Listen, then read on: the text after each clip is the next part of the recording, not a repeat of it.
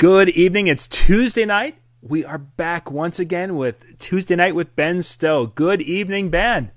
Hey, John. How are you? Wonderful, wonderful. And it's great to be back here live.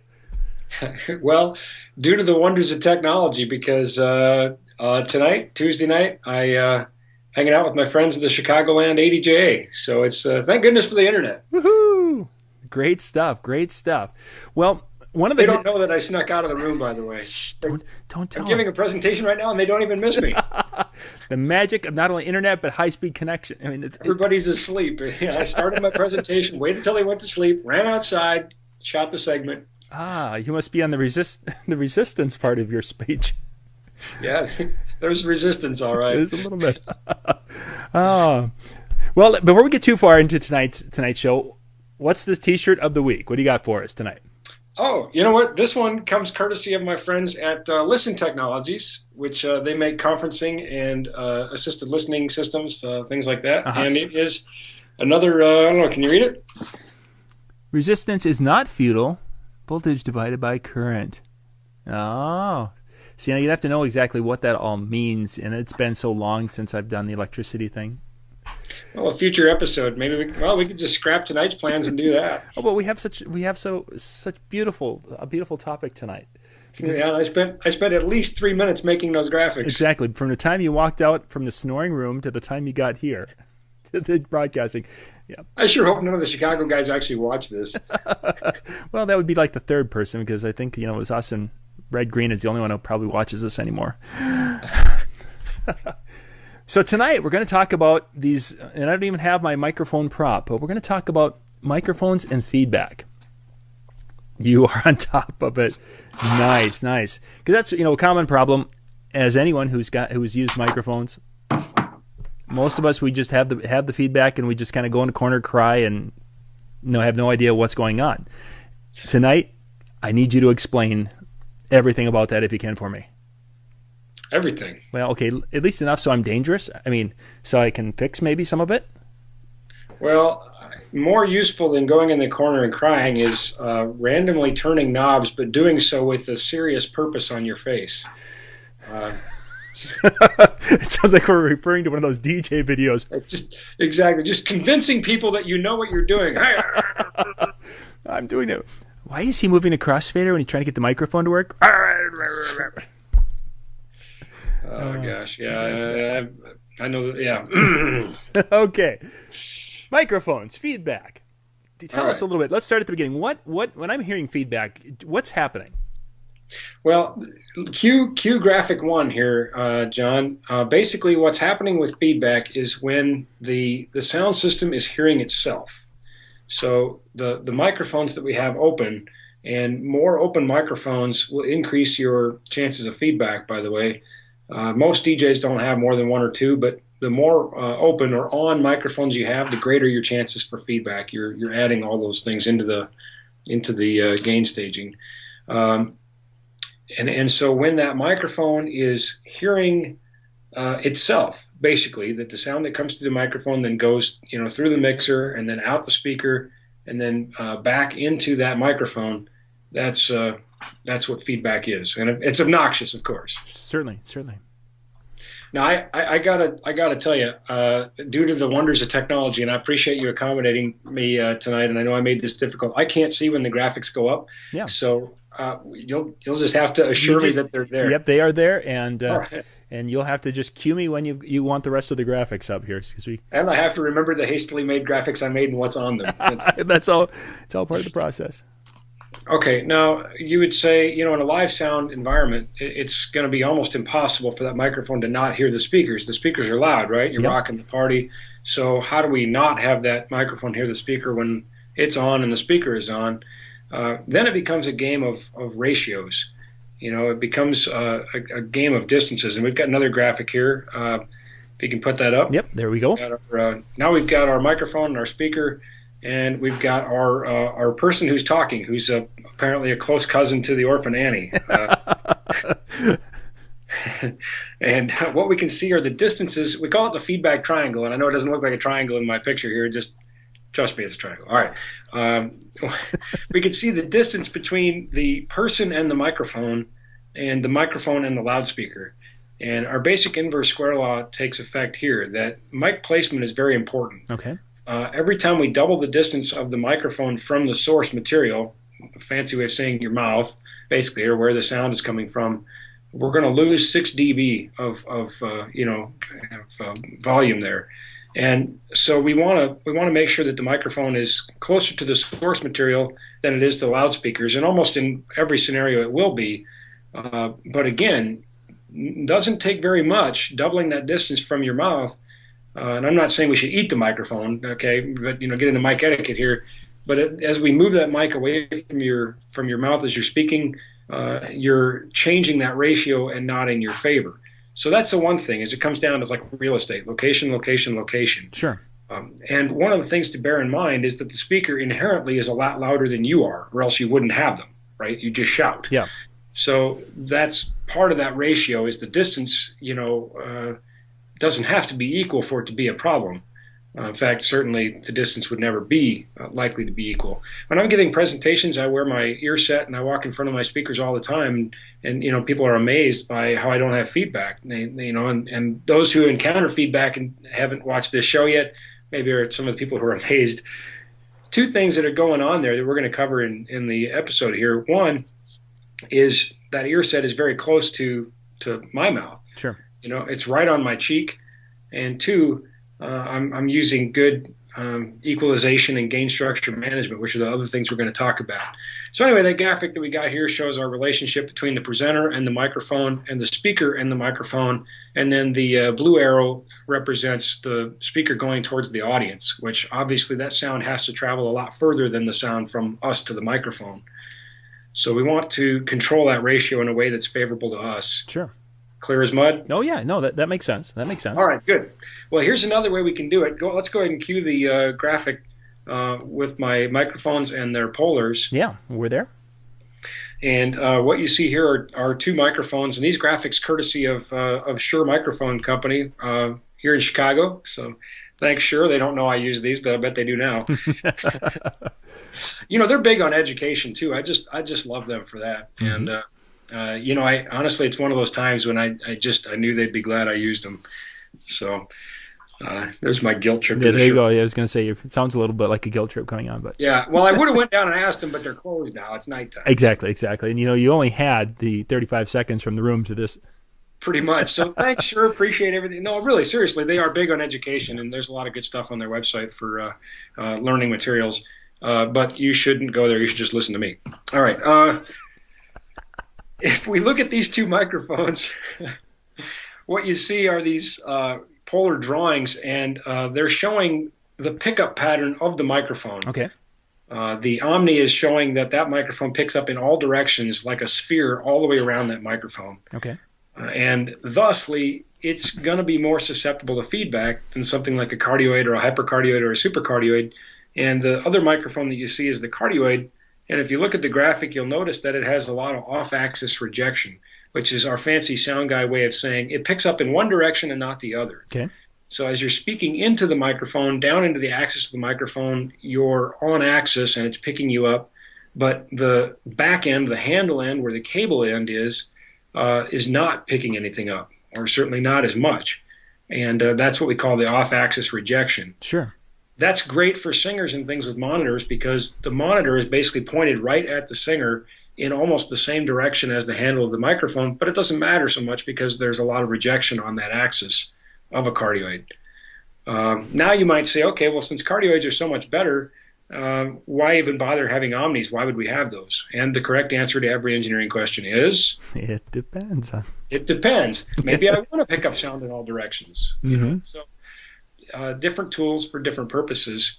But a cardioid or a hypercardioid or a supercardioid, those are just variants on what we see here. And I didn't include the graphics because it doesn't really matter at this point. Basically, there are different patterns that have off-axis rejection. They pick up in one area and not in another, and that's the important takeaway. Sure. Those will help because they will pick up the sound from where you want them to and not other directions.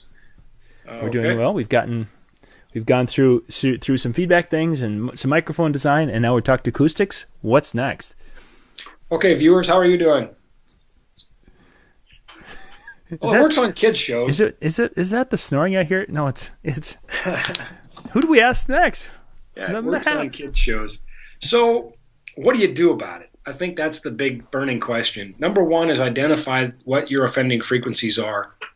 If you're spoiled like me and you're a spoiled rotten sound baby, and you get to use something like Smart that will give you a spectral, image, that's really nice because it just feedback shows up as a perfect stripe in a spectral, reading because it's a consistent tone amongst other inconsistent information. For everybody else, you got to kind of figure it out. And there are some ways to do that. One, we can start hunting for some of those areas that are important to us. Two, we can start looking at what program material might not be important to us at all. If your mixing board has a low cut, I recommend using it without exception on a vocal mic. Your most deepest of voiced are likely not producing anything under 100 hertz or 80 hertz, wherever that low cut is. Uh-huh. So just chop that out right away. Then we have to worry about that. That's I know particularly on my ear set that I use, that's a real problem. Is that those low frequencies, and a low cut takes care of that. So we want to focus on where that speech range is and make sure those frequencies are coming through. 2 is maintaining that good ratio. 3 is good mic placement. I don't know if I'm back on camera now or. Yeah, we're on camera. Yeah. Oh, good. Okay. Oh, thank goodness I wasn't, picking my nose or anything. So. I'm sorry. One of the most challenging things, and I often say that with every lav, we should just include a sound guy. And I think all the sound guys out there will agree with me. That probably one of the most difficult microphones to prevent feedback is a lav. Because of its design, you have a very small element, and it's typically placed somewhere down here. So that's quite a distance. That's quite a difference from this to this. Yeah. Okay, and here I'm on axis, off axis. If I talk in here, it's not going to be very loud, and as I move off the axis, there are cardioid lavs, and that's good because we can control the direction of the pickup a little bit. But many times they use omni lavs, and particularly I know people who are trying to get by with using fewer microphones. They'll use a mic, and they'll want to pick up more than one person. For example, they'll mic the groom, and they'll want to pick up the bride. So by design now, that omni is picking up in a spherical pattern, and that includes the sound coming from our speakers. So we have to find out what sounds are coming through most prevalently, and those are the ones that we need to address because they're the ones creating feedback. An ear set, and got this one here from my friends at DPA. It's a very swanky ear set. Very cool design. I won't turn it into an infomercial for them, but it's well worth the money that it is. Some of these have capsules and things that we can take off on the end to help with pattern control, but most of it's in the element. And as we can see, when I put that on, it's going to be very close to the source material there. Sure. So that I think is a better option for a lav as far as just dealing with placement. But sometimes we have to use lavs. So then, how do we deal with it? Well, EQ basically. EQ is your best friend when it comes to dealing with feedback because we need to identify those offending frequencies and reduce them. Sure. Unfortunately, sometimes DJs are very poorly equipped. It's not a reflection on the DJs, it's a reflection on the equipment that they have to go use. They're very poorly equipped to deal with that in a precise manner. And I can illustrate the point. If we can go to the other screen here real quick. We're going to go to the... Bring up my other computer if we could. There we are. Yep, we are there. All right. And let's just go in here. Let's create some DSP blocks. I'm taking it on faith that you have it there, John. We do. We have it set up there full screen, so we're looking at what you're seeing.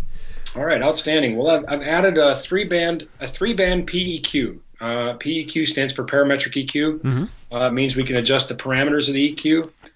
And what I'm going to do is I'm going to come in here and pretty much most of your, now this varies from piece of equipment to piece of equipment, but they tend to have a very wide Q or swath of frequencies that they're affecting. Okay. particularly when you only have three. So let's just say that your mixing board has a 3-band EQ, high, mid, low. Very typical. Yeah. Yep, very typical. And I did some looking, and I found that kind of as an average, 0.77 was what I found as an average Q. By default, these come in at 0.7, so we'll just leave it alone. It's good enough. Okay. Now, when you're saying 0.7, is that referring to that kind of bell-shaped curve kind of a thing, or? Correct. Okay. The higher the Q, the narrower the filter that we're going to make. And I think it'll be, once we see this here, we'll just got my frequency here, okay? Mm-hmm. Now, we can see as I start to reduce, see you've got that big bell-shaped reduction? Yeah. Well, I'm reducing a lot of stuff. I'm really affecting the entire meat of my program material. Mm-hmm. Yes. And if this is on your outputs, we've taken a huge chunk out of our music as well. If it's our microphone, we've taken a pretty big chunk out of the mic as well. Oh, certainly. But that's generally what DJs have to work with, is something that's, somewhere in that neighborhood. Even you can see, even if we change that, and let's tighten it up a little bit, that would be much better, Uh-huh. if that were the case. And a sweepable mid is really nice. If you have a small live format console, a sweepable mid means we can move this. Let me illustrate go back to my 0.77. Let's say that my offending frequency is, let's put this guy right at 1 kilohertz just for fun. Okay. But let's say my offending frequency is maybe, right in here at 1500. I have to reduce a lot more of my 1K to make an impact on 1500. Mm-hmm. Yes. Just because I can't move this. Now, if this is a sweepable mid, that means I could move this over to 1500, and then at least I'm making more of an impact at 1500 than I am anywhere else. Sure. So, all right. So let's just let's hang on to this, and let's set him over here. Let's add another one. This one I'm just going to drop in a 12-band parametric. And let's come over here and let's find one that's already close to 1K. There we go. Let's turn this guy on, and let's make a very narrow Q.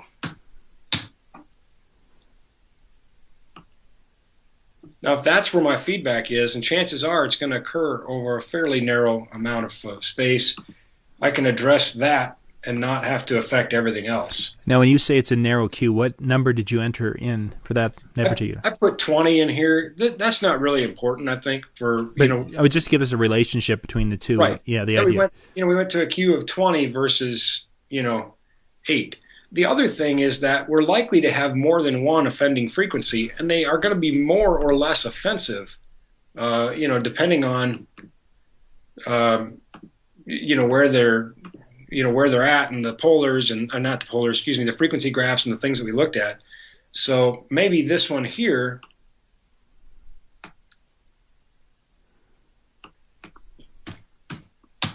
I don't have to reduce as much as this one here. Now with this 12-band, I could go in and put in quite a few of these, and my notches would be pretty narrow. And you can see that the rest of my program material here is pretty unaffected. Yeah. Whereas here we're making pretty wholesale changes. Now is that a potentially realistic that you're showing us right here, where they could be that close in the acoustic range? Sure. So it could be. Absolutely. Wow. Absolutely. And again, we would want to basically let's say we've got our low cut. It's tough to do here, but let's make a shelf.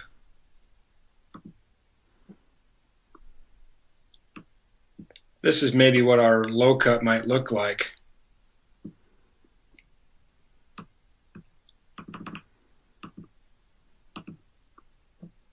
Our low cut might just eliminate everything after that. Sure. So we're not worried about anything happening below 100 hertz here, for example.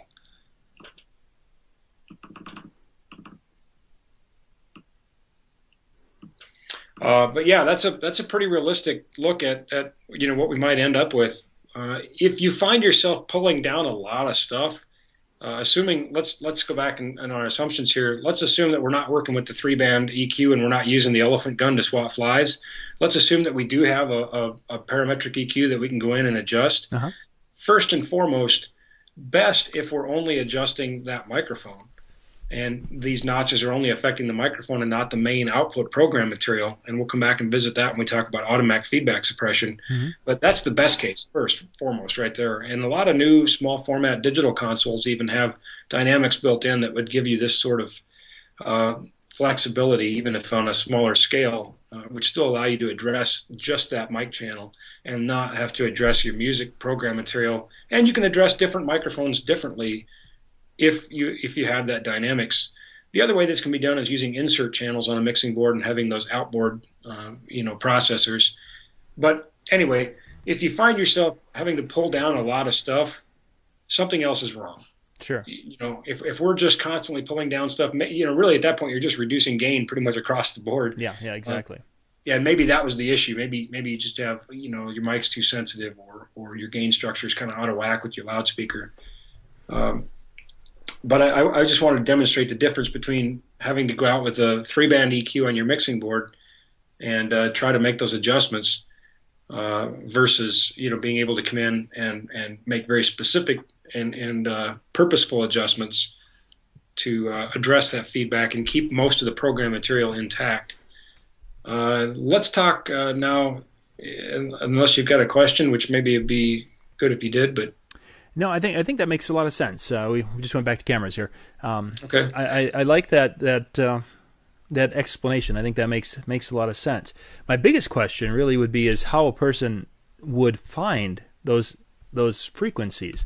As I'm looking at what you sketched and such, it's like potential could be for feedbacks all over. And I mean, is it a trial and error in most cases if you don't have the proper tools? Is that how you find those things, or is there an easier, better way? Some people have fantastic ears, and I've worked with some sound professionals that just leave me speechless. They just hear so well, and their brain can correlate what they're hearing to the numerical data. One of the things I like to do is just pull down a notch. Always better to go down than up, particularly when you don't know what's going to happen when you're tuning your system and things like that. You don't want to create damage. But I like to just pull down a notch all the way and slide it back and forth and listen. And maybe it's not even that I'm eliminating feedback. I maybe am finding other frequencies that are just offensive to the ear in that Sure. room, that they're very resonant, that sort of thing. When you have feedback, getting in the ballpark, helps. But then you can pull that down if you've got a tool like this, and you can just start sliding, and you'll hear the feedback go away. Yeah. You'll hear it start to get reduced. So trial and error, I guess, yeah. Again, eliminate the first easy and obvious variables. Yeah. Look at speaker placement, mic placement. Get rid of frequencies you don't need. If you have the ability to do a low cut on that microphone, and then you kind of go hunting. And after a while, you start to kind of dial it in. You start to develop, like anything else we do in life. With practice, you start to learn to correlate frequencies and what you hear with numbers, and you kind of know where to go a little bit. Yeah. And again, some people are better at this than others. The transducers that are in your head, the ears are remarkable, just absolutely remarkable feats of engineering. And then the brain's ability to correlate that to information. Some people get it and some people don't. Yeah. And admittedly, I don't have a great ear. I'm much more of a numbers guy. And I always laugh when people, when I mix live shows and people say, wow, you're so good. You do such a great job mixing sound. And I laugh because I know some people who are truly good, and yeah. I wouldn't mix if they were in the room. I just wouldn't want to be around because they have a gift that I don't have. Yeah. So let's talk about, maybe this is a good place to jump into automatic feedback suppressors. And first I'll say that really, in the simplest of terms, an automatic feedback suppressor is an EQ. That's what it is. And this is a good place to just jump in on what an EQ is too. And I think we're going to do a show on that. But let's. We talked about those frequency responses for the microphone and for the speaker. Mm-hmm. And we talked about how they're not equal. Well, that's what the purpose of an equalizer is, to equalize that and start to bring those frequencies back to equal, and then we can use it to flavor to our taste too as well. Sure.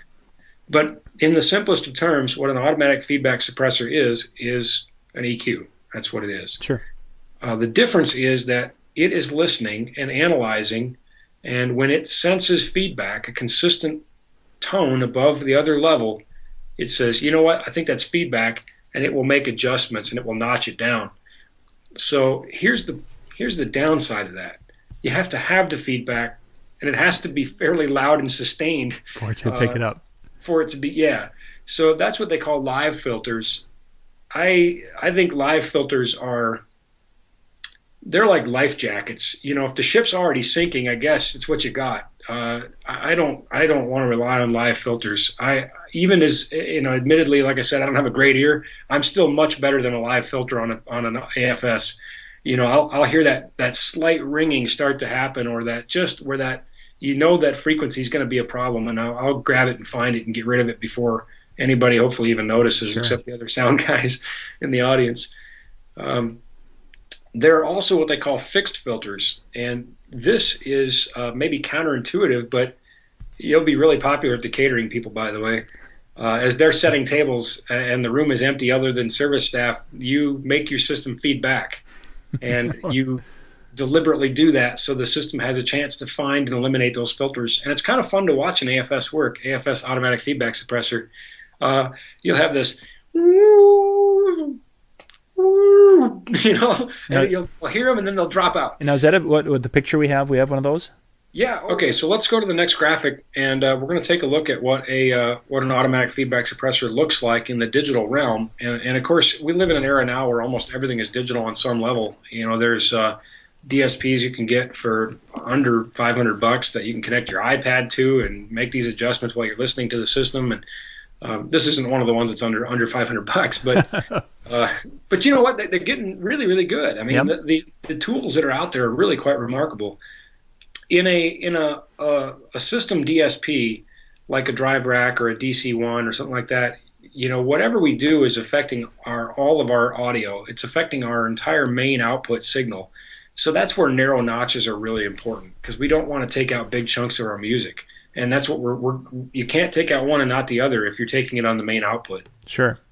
So if you've got that graph, you see the yellow line, and again, I'm going from memory here because I don't have the benefit of seeing it, but you'll be my eyes for me. Yep. We got that yellow line, and it's got little notches in there. Yeah, we got 3 notches. That's where the system has identified that there's feedback. When we cranked it up and we made it obnoxious and annoyed the catering staff, you know, long before guests arrived, very important. We've dealt with the things that we talked about earlier, the response of the speaker and the sensitivity of the microphone, and then now the room's acoustics as well, and the placement of everything. And the system has said, okay, these are going to be my problem children, and it remembers those. Okay. It remembers those fixed frequencies. And what's nice is many DSPs have user memories, so you can say, well, I play this ballroom, you know, 4 or 5 times a year. I'm just going to save this in here. Oh, nice. And and it's a good jumping off point, really a good starting point to know that those frequencies with that microphone and that speaker and that placement are going to be problem children for you. And it'll just kind of notch those out. And we notice those are pretty small notches. And again, I don't have the benefit of seeing the graphic right now, but I bet it looks pretty similar to what we looked at on the EQ I made. Yeah, very much so. Very much so. It's fundamentally the same thing. Now, again, you can set it up to have a certain number of fixed filters, a certain number of live filters. I would favor the fixed filters, because the live filters you're going to have to be obnoxious for those to kick in, and hopefully by then you've already done something about it before that's the Hail Mary. Sure. You're asleep at the wheel. Yeah. Cool. Very neat. Now, the other graphic just shows kind of an import of ASCII data. This is a more advanced sure, let's go to that one. Suppressor. Yeah, let's take a look at that. Yeah, and I don't want to get real heavy into that, but that just shows the power of the digital era, where we can start saving known information and importing, known pieces of information to battery equipment and saying, this is what I did in this venue. Just wanted to show some of the cool nerd toys we have. So yeah, that one looked a little bit on the intimidating side. It's not that bad though. I mean, that's relative for everybody, but it's not that bad. You gotta crawl before you walk, and then then you'll run. Yeah. And we watch toddlers; they fall down. That's a part of life. But for someone like myself who struggled with this, I mean, I'd have to have a buttload of learning to be able to figure out what all that's about, and it's really difficult. Now, do you know that a buttload is a real thing? And it is not relative to the size of the butt either. Did we just walk into Cheers here?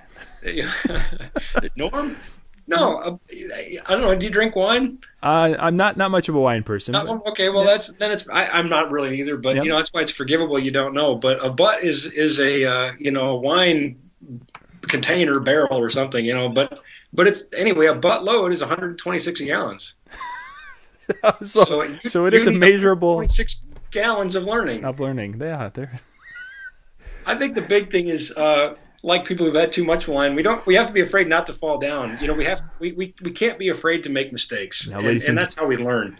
We don't want to make the mistakes in front of our clients, but learning is a process, and we have to be willing to try these things. And it frustrates me to no end on the chat boards when I see people who come asking for I'm going to get on my soapbox and rant, but I think this is shared by a few people. Somebody comes out seeking advice, and the first thing is somebody has to tell them why they're such a moron for asking, And I don't know anybody asks for advice anymore. God bless them. Keep asking advice, because I guarantee you, here we go, here's my soapbox. Those of you who are brave enough to ask advice are helping thousands of people who just read. Oh, for sure. So thank you for being willing to take the bullet, because we all learned somehow, some way.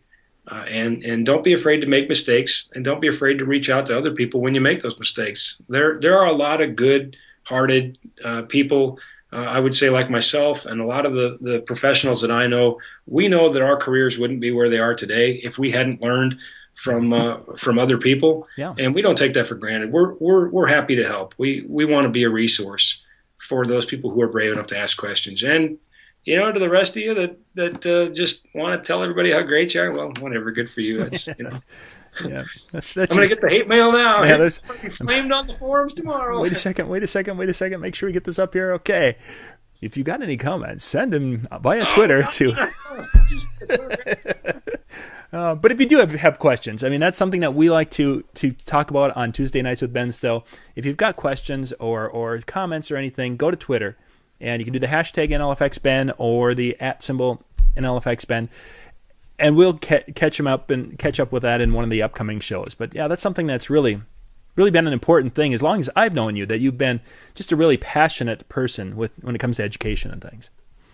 Well, I think a lot of people know this. I don't make a secret out of it, because I think it's important. I think it's an important part of where we're all at in the career, in our careers in the industry today. But my first lights were made out of coffee cans, and some guy had to tell me why I needed a mixing board. Yeah, I had no idea. I didn't have a clue. Granted, that was 20 plus years ago. But the point is, it happened. There was a time, and none of us really comes out of the womb. Nobody I know comes out of the womb and says, "Well, I'm the greatest sound engineer known to man." They might say it. Yeah. There's no shortage of people who will say it. But accuracy might be. Yeah. So you want to know a couple other cool, useless facts? I was just wondering, are we going to add a new segment to the Tuesday Night with Ben Stowe? Yeah, the Cliff Clavin. We'll call it a buttload of facts. Yes, now you've reached, ladies and gentlemen, you are now reaching the buttload of facts segment with buttload Tuesday of facts. Night. 126 gallons of facts. Well, okay. Did you know that if you took a piece of paper like this, yep, and you fold it 42 times, it would reach to the moon? Oh, okay. No, I did not know that, and obviously I have done that. I'll wait. Just try it. I'll wait. Yeah, you've got people sleeping in the other room. You probably.